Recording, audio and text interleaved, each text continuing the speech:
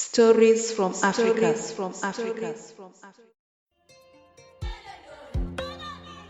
Abled Differently by Miss Hadithi.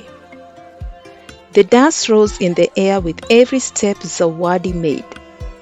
The starburst yellow sun slowed her movement and made her large suitcase feel like twice its weight.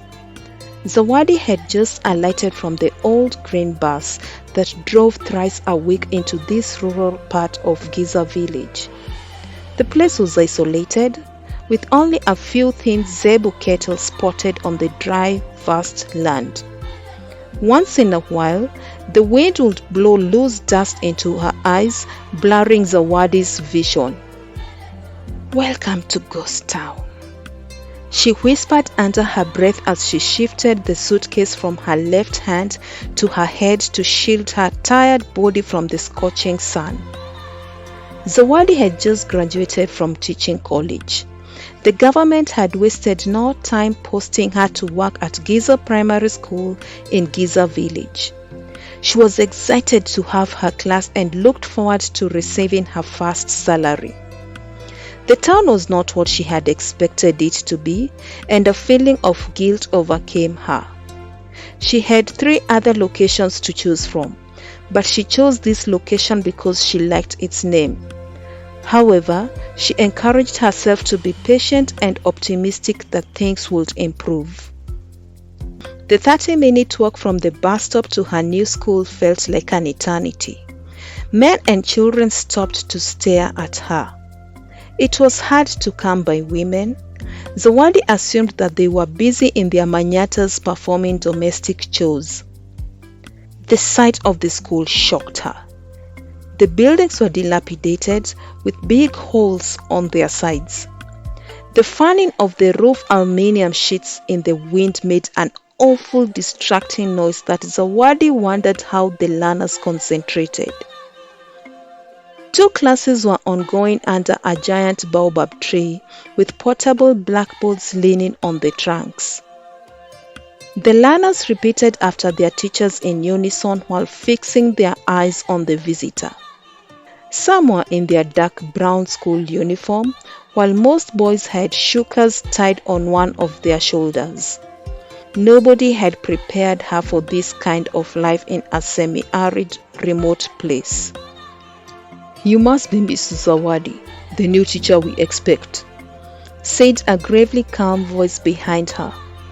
Before answering, her head felt lighter as the man lifted the suitcase off Zawadi's head. "Yes, I am Zawadi. I'm glad to have made it here," Zawadi answered while smiling and sounding perfectly ordinary to hide her shock at the sight. The tall, slender man, Mr. Baba, was the school headmaster.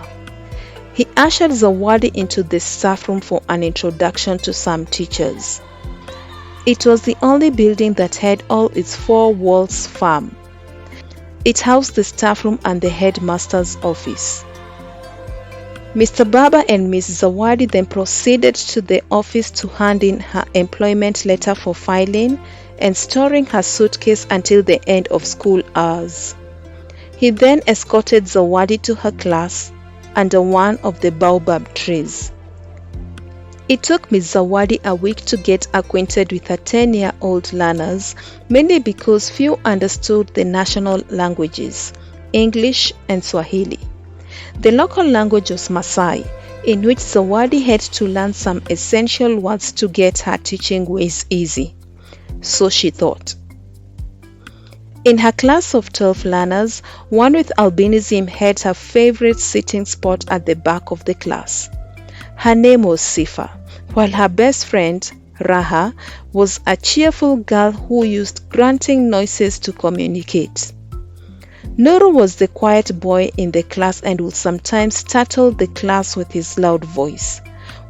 One would have thought he was trying to speak with someone outside the class.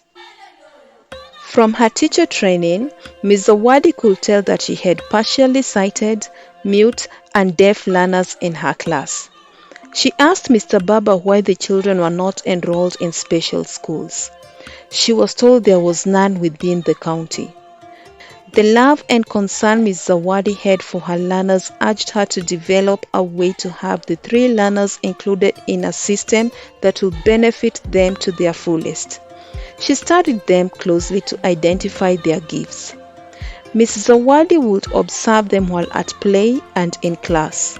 Their parents were also requested to observe and identify the learners' gifts at home. Raha loved to drum the empty buckets and tin lids to make music for other children to dance to. Children would gather around her and dance while grown-ups would stop briefly to listen, watch, and cheer on the little dancers. Sifa loved to braid her two older sisters' hair.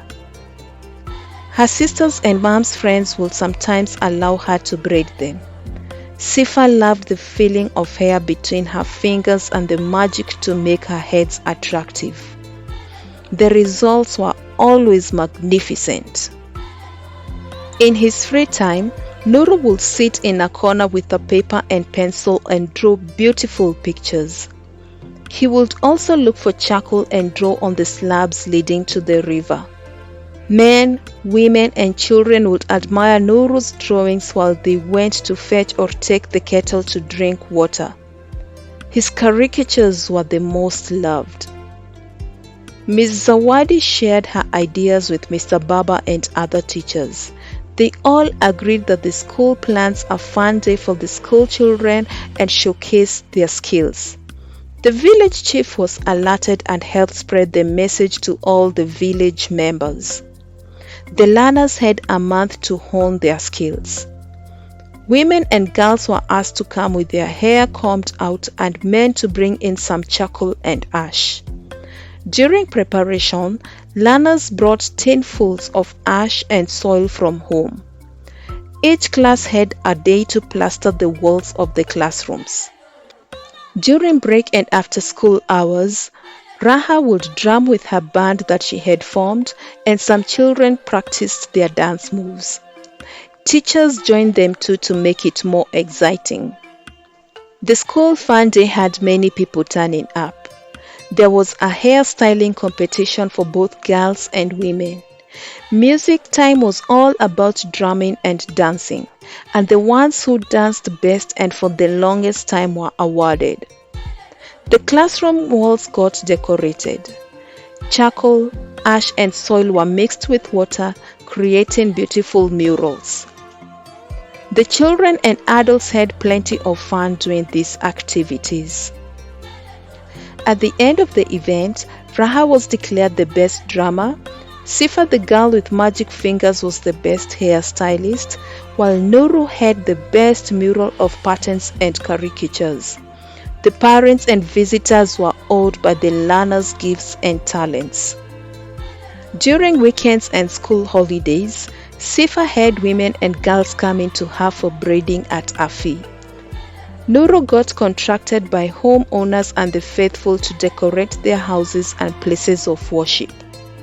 Raha made some income by making people shake their legs during public events such as weddings and child naming parties. Miss Zawadi became famous in Giza village and the chief recognized her excellent work.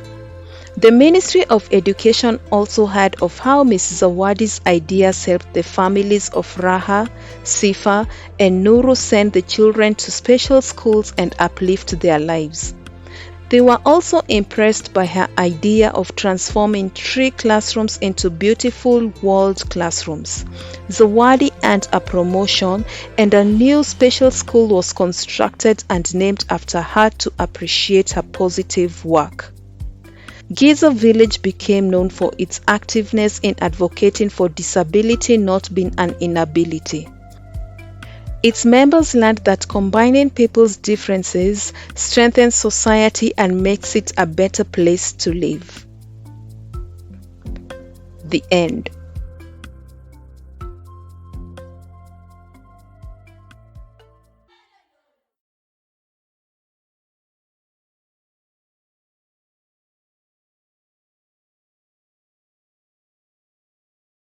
Thank you for watching.